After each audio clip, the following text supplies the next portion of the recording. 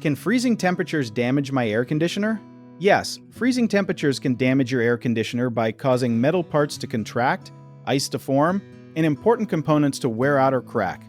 When the air gets very cold, your air conditioner is not really meant to work the same way it does in summer. The outdoor unit has coils, fans, and tubing that can get stiff when the temperature drops.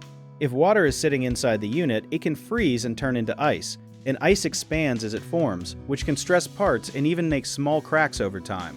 A lot of people do not know that the refrigerant inside the system is usually not the main thing that freezes, but the moisture around the coils and the moving parts can still cause problems. Cold weather can also make rubber seals harder and less flexible, so tiny leaks can happen more easily. If snow, ice, or dripping water builds up around the unit, airflow gets blocked and the system can be hurt even more. The safest move is to shut the system off during freezing weather if you do not need cooling, and make sure the outdoor unit stays clear of leaves, snow, and standing water. One common mistake is thinking the air conditioner is fine just because it is not running, but cold weather can still damage parts left exposed outside, so cover it only with a breathable cover or ask a pro what is best.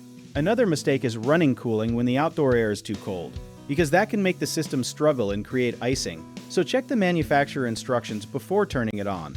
People also forget that blocked drainage can be a hidden problem because trapped water can freeze and cause damage later, so keep the area around the unit dry and open.